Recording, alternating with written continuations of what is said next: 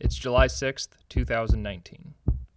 We're at T-Mobile Arena in Las Vegas, Nevada for UFC 239. Welterweights Jorge Masvidal and Ben Askren are about to face off, and we are about to witness history. But to understand the history of this moment, the long roads these guys took to get here, the hatred that's built between them, and the possibility of this actually unraveling into full-on beef, we need to rewind. There are countless points of intrigue that got each fighter to this moment right here. But for Ben Askren, we should also celebrate the fact that, whether you like him or not, he's actually finally here. Askren put together a legendary college wrestling career at Missouri. That vaulted him onto the US Olympics team in 2008. And now as a professional mixed martial artist, he has never lost a fight. Askren's undefeated streak began in 2009. None of his first four opponents made it out of the first round. And that last one marked his debut with Bellator. Think of Bellator as the UFC's younger, less well-funded stepbrother. For Askren, it represented the next step towards his ultimate goal. And he quickly found solid footing. 4 fights, 4 wins in 2010, and Askren quickly sat atop the welterweight division. He dominated fights with his wrestling skills, controlling opponents and either turning their mistakes into submission opportunities or giving them very few chances to impact the judges' scorecards. In his last Bellator title defense, his 4th time doing so, Askren outstruck his opponent 248-3. That feels mean. That fight came at an interesting point in Askren's career, though. It was the last one on his contract with Bellator, and sitting at 12-0, championship belt in hand, the idea of Askren, quote-unquote, graduating from Bellator and into the UFC made a lot of sense. Askren even convinced Bellator to agree to part ways with him as the UFC had some level of interest. However, once released, that interest dried up. Or maybe it was never really there from Dana White, who had offered all sorts of choice quotes about Askren's situation with Bellator. Maybe this was a game of his own. White and Askren did have some level of history, even if it was just through Twitter replies. Askren did allegedly get offered a contract, just not one that stoked confidence in the championship contention he felt he deserved. In the end, he signed up with one championship, a Singapore-based promotion which allowed Askren to continue doing his thing while UFC remained uninterested. He quickly became their welterweight champ, defeated everyone they threw his way.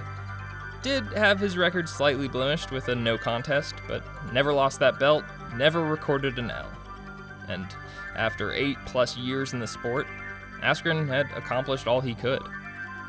Or at least all he could on his own. He still very clearly wanted to show the UFC what he could do, calling out basically everyone possible. He even had support from UFC's welterweight champion and former Missouri teammate Tyron Woodley, who felt Askren could represent a major addition to the roster. In November 2018, it became official. After nearly a decade of beating everyone thrown his way, Askren finally reached the UFC. His first test, Robbie Lawler. Lawler was just 2 fights removed from losing the welterweight championship, but he'd also made his UFC debut before Askren had even started college. While it was an intriguing matchup, we entered with questions about Askren's place in the UFC, but got maybe half an answer. Things looked really bad for Askren when Lawler put him in a record scratch, yep that's me moment, before slamming him back down to earth. Punches raining down, forehead opened up, and as Joe Rogan put it, he's already in the most trouble he's ever been in his career. All of that within the first minute of his UFC debut. But Askren hung on. He slowed things down, took control, and right along the fence managed to put Lawler in a bulldog choke. Now watch Lawler's right arm. It's on Askren's head as referee Herb Dean rotated for a better angle, and then it quickly flapped down to the mat. The commentators immediately reacted. Oh, he's going out! He's out! Ben Askren! Dean saw the same thing and stepped in, but immediately everyone realized they were wrong. In the blink of an eye, as Lawler looked unconscious, Dean missed Lawler signaling he was okay. Askren got the win, but even with the Nevada Athletic Commission supporting Dean's decision, it was a tough result in terms of gauging Askren's performance. Well, unless you asked Askren. Unsurprisingly, he immediately set sights on a new challenger, dismissing the rematch that White suggested post-fight. Askren wanted someone new, someone who would help propel him towards title contention. Askren wanted Darren Till, the highly regarded welterweight who had genuine champion potential and therefore would be a good name for Askren to add to his tally. But here's the thing, that's not Darren Till. That's Jorge Masvidal. He's here because he knocked Till's ass out. Masvidal offers quite the contrast to Askren. Instead of NCAA championships or going to the Olympics, Masvidal earned his stripes through street fighting. Born and raised in Miami, Masvidal was a part of the same community that helped Kimbo Slice make a name for himself. Masvidal even famously fought Slice's protege. That footage shows a young, determined fighter who definitely needed refinement but had a genuine spark. Throughout his professional career, Masvidal carried himself as you'd expect from someone with his background. He's had a scrappiness, an ability to turn a fight fully on its head, kept audience on their toes, not quite knowing how things will go. Masvidal took whatever opportunity presented itself, before eventually landing with Bellator in 2009. Bellator led to Strikeforce, a promotion also owned by UFC's parent company Zuffa, so when Strikeforce dissolved, the UFC had the option to pick up his contract. While Masvidal got lost in a sea of bigger names at the time, he hit the ground running. Masvidal lost just one of his first 6 fights, but even in the wins, a pattern began to form. Masvidal's fights kept going to the judges. The unanimous decision victories eventually slipped to split decision losses. He still racked up some wins, especially when Masvidal took things into his own hands and ended fights early, but by 2017 he took a downturn. A split decision loss to Damian Maia, followed by a more emphatic defeat from Stephen Thompson, led to a 2018 where Masvidal didn't fight. Approaching his mid-30s, Masvidal took time to evaluate his craft. He did so in that classic way of appearing on a reality TV show in the Dominican Republic that took away all contact with the outside world. You know, that thing. With time to reflect, Masvidal mentally worked through his fights, re-engineering the losses, and came to a conclusion that made a ton of sense. It also offered great insights into how he approached the sport.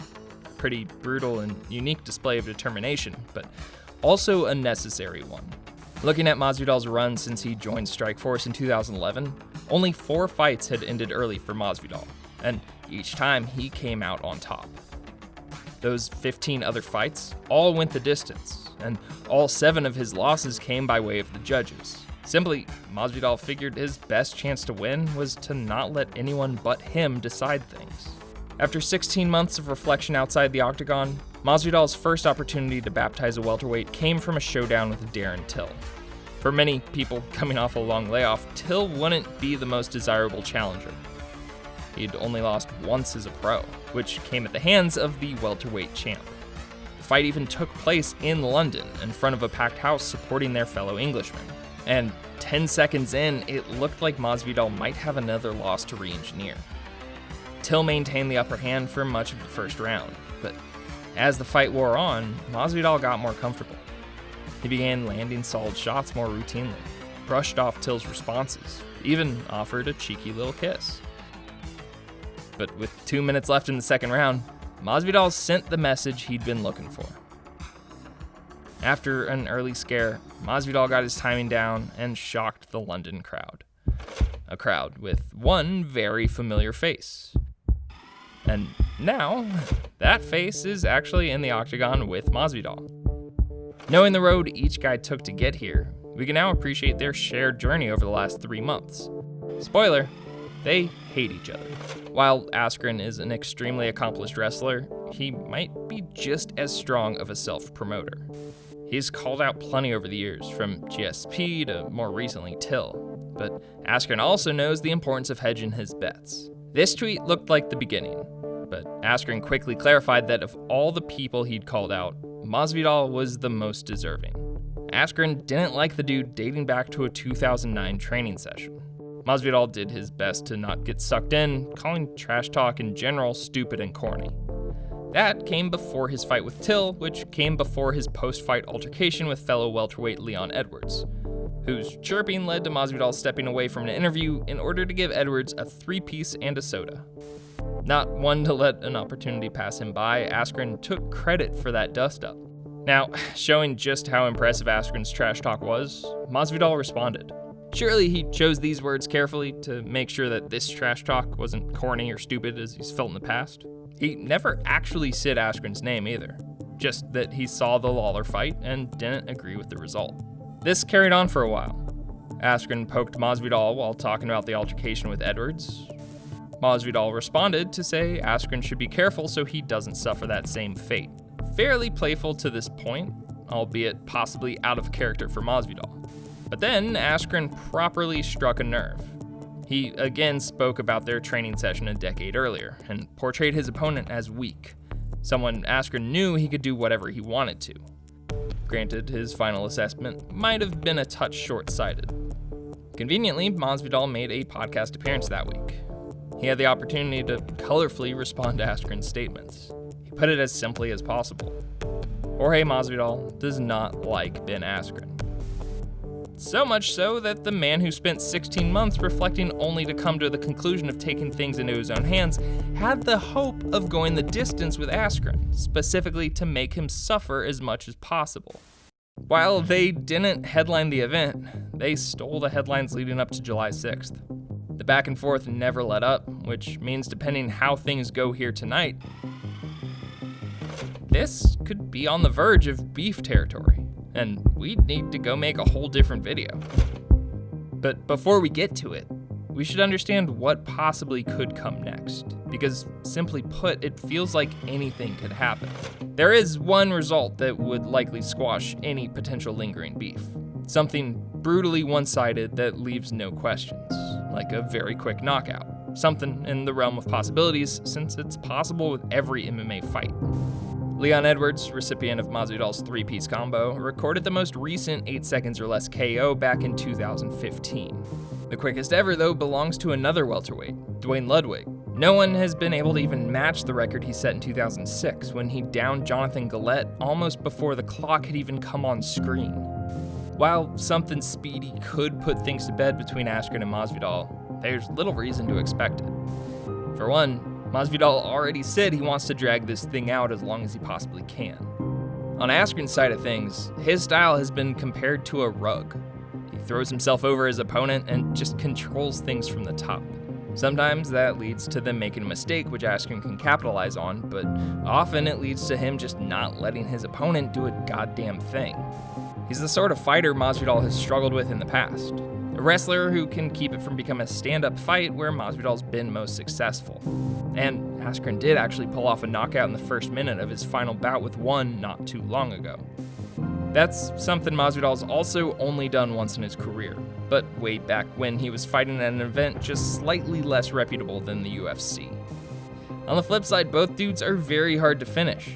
Masvidal's last loss by something other than scorecards was in 2009, and that required getting to the third round to do so. With Askren, well, he still hasn't lost. Basically, for a long time, neither fighter has shown much ability for a fight to finish early in either direction. I say much because, as you remember, both guys did have early scares in their most recent fights. Askren got dropped hard by Lawler, Masvidal hit the mat in the opening 10 seconds. But realistically, we're in for a long night. Askren's looking to fully squash any questions as to his place within the UFC. His long, undefeated road to get to this point could be well worth it if he passes each test on the way to hopeful UFC championship contention. For Masvidal, it's a chance to resurrect title hopes of his own, to stay true to his refreshed outlook and approach to the sport, and to get the best of a man he's quickly grown to hate. So with that, it's time. Welcome to a moment in history. Fight clock is brought to you by Modelo. One of the greatest knockouts you'll ever see! Oh my goodness! Stiff as a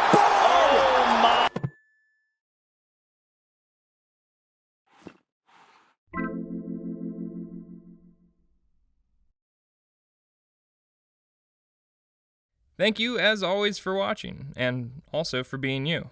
I hope you're well. We should talk more. But until then, I think you'll enjoy more videos, and I think I'll enjoy if you subscribe to our channel. We'll see you soon.